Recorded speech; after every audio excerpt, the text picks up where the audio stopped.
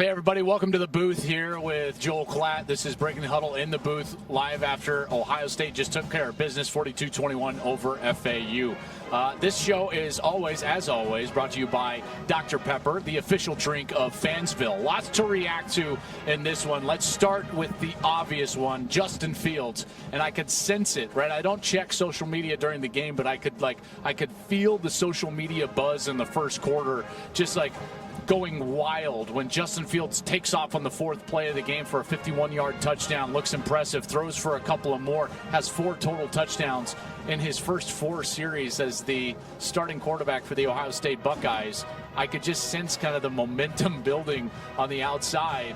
And trust me, I'm looking around thinking to myself, boy, this is Kyler Murray-esque. Because last year we were sitting in the booth in Oklahoma, Gus and I, and we were watching Kyler Murray get up 28-0 on this exact same team, FAU.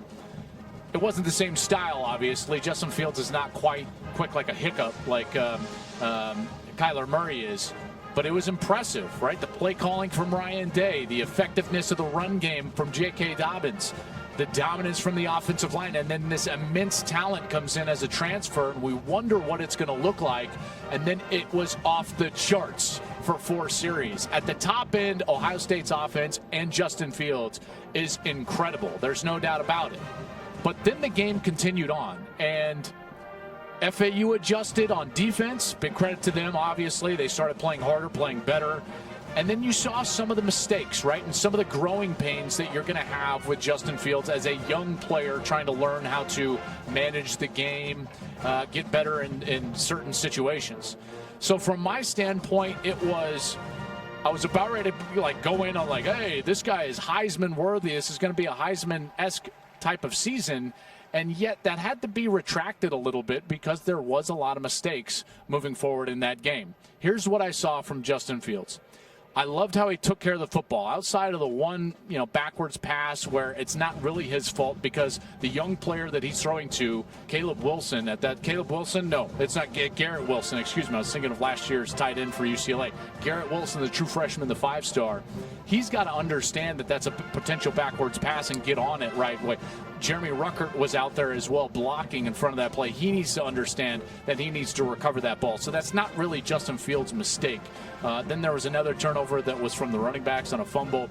So he was clean with the ball. And one of the things that I was most impressed with is that he was seeing a defense that he had never seen before. Really, this Ohio State team could not prepare for the defense from Glenn Spencer, the coordinator for FAU. Even though their new passing game coordinator, Mike Yurcich, came from Oklahoma State and coached with Glenn Spencer for 6 years, they still didn't know the type of wrinkles that they were going to get from Spencer today here in the shoe. They got a lot of what I would call heavy umbrella coverage, meaning they're going to rush 3, and Ryan Day touched on it with Jenny Taft after the game. They're going to rush 3 and drop everybody in coverage in a really soft zone.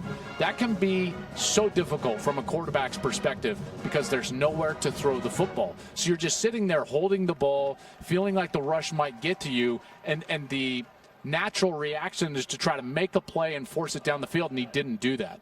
Big credit to Justin Fields there. That was a mature decision for most of the game to not force the ball into precarious situations. Once he did calm down and settle in, Ryan Day got him some easier throws over the middle of the field, and then they started getting the run game going, and late in the game, they started to move the football a little bit better. So that adjustment back to what Glenn Spencer was doing made me think, hey, Justin Fields is going to be able to get into a game, have success, have moments of adversity, and still adjust. That's a big positive from my eyes moving forward for Justin Fields. Is he in the Heisman race? His numbers are going to suggest that he is.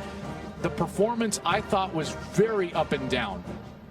Elite on the top end, and at the bottom end, it wasn't very good at times.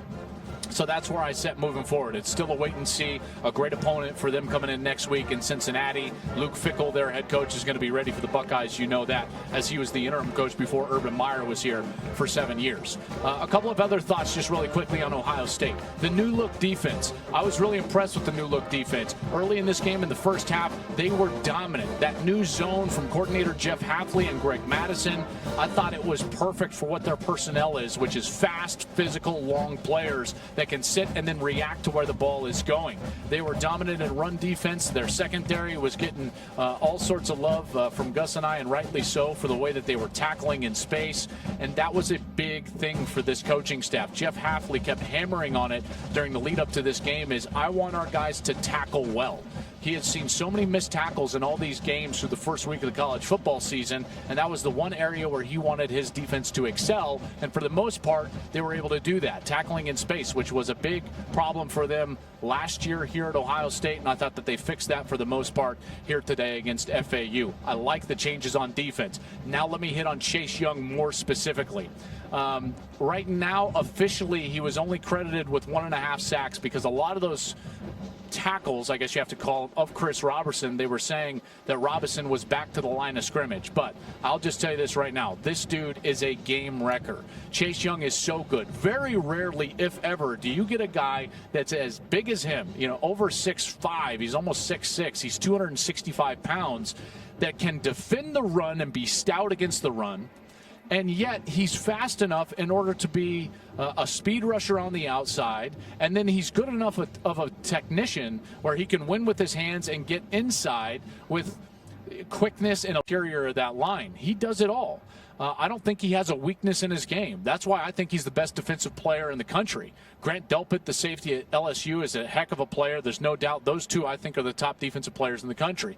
Just so happens Ohio State has another one of those guys who I think is going to be a top 5-6 draft pick. And that's the corner, number 1, Jeff Okudah, who had a very good day. He proved that he could step up and really do some good things, in particular when it comes to tackling in space. He had a couple of PBUs, and I thought he played very well. So Chase Young, be aware of what this guy is doing during the course of the season. Again, officially as of right now, 1.5 sacks. I would not be shocked if that went up as a correction goes on during the course of the week, if they establish officially where Robinson was on some of those carries as it relates to the line of scrimmage. And then quickly moving forward for Ohio State.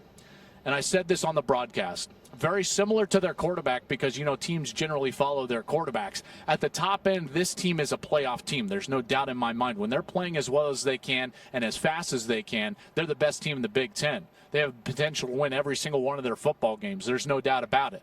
But you do see some areas where they've got to get better. 2 of them mainly. They've got to be able to do something when J.K. Dobbins is not able to run the football effectively. Because right now, just dropping back, straight back with Justin Fields is not something they're comfortable doing. In order to get the ball moved in a straight passing game, they kept having to move the pocket. Okay, so they're going to have some sort of secondary pitch if J.K. Dobbins is not able to be effective come one of these weeks. Some run defense like Michigan State, which was the top run defense in the country yet last year, if they stop him, they need a secondary pitch in order to move the football. That's one area that they need to get better at. And then defensively, in a very similar vein, they need a secondary pitch defensively. The zone was dominant for a half, but as soon as FAU adjusted at halftime and came out and started attacking those soft areas, they didn't adjust well to get back to man coverage and then throw both styles of coverage at the quarterback, Chris Robinson, and play caller Lane Kiffin. If they're able to do those two things in adjustment mid-game, I think that they'll be able to have an exceptional season. Again, top-end, an elite team that has the potential to go to the playoff and win the Big Ten. There's no doubt in my mind. This is a great roster and a good coaching staff that has a lot to work on moving forward, but I'm sure they'll do that. Really quickly around the country in terms of games that have already been played, I'm looking at Jonathan Taylor. Folks, Jonathan Taylor, if he's not in the top 3 or 4 of your Heisman discussion, then the problem is with you and not him. Jonathan Taylor is one of the best players in the country, hands down. Nobody ran for more yards in the history of our sport as a freshman. Then he comes back as a sophomore. Guess what he does? Nobody in the history of our sport ever ran for more yards as a sophomore. So this guy's got 2 of the most historic seasons that we've seen in our sport, his freshman year and sophomore year. What does he do? His first game of his junior season, he shows us another element. Not only did he rush for well over 150 yards, but he showed that he could catch the ball out of the backfield and be a threat that way. 2 receiving touchdowns out of the backfield. One of them a little screen pass to the left, and then bang, he makes a guy miss, and he's down the rail, and he winds up in the end zone. That team is very good. They believe in their quarterback, Jack Cohn. The defense looked tremendous under a coordinator that I always bring up, and I'm always a fan of, Jim Leonhard, who's one of the best young defensive coordinators in the game. If they're back to playing great defense, running the ball stoutly, and now have a quarterback that can make plays in the passing game, which now includes Jonathan Taylor, then watch out. Then watch out. That would be your best team in the West. Jonathan Taylor needs to be on your radar for the Heisman Trophy right now in week 1 of the college football season. Thank you for joining me here in the booth. We are at Ohio State. Next week we'll be in Ann Arbor as Army takes on Michigan. Big noon Saturday. Gus and I, Jenny, we will be there for that kickoff. But, of course, you make sure to tune in at 11 Eastern. It's big noon kickoff with Rob, Urban, Reggie, Matt, and Brady. It's been a great day here from Ohio State. Buckeyes win it 42-21. This has been Breaking the Huddle, brought to you by Dr. Pepper, the official drink of Fansville.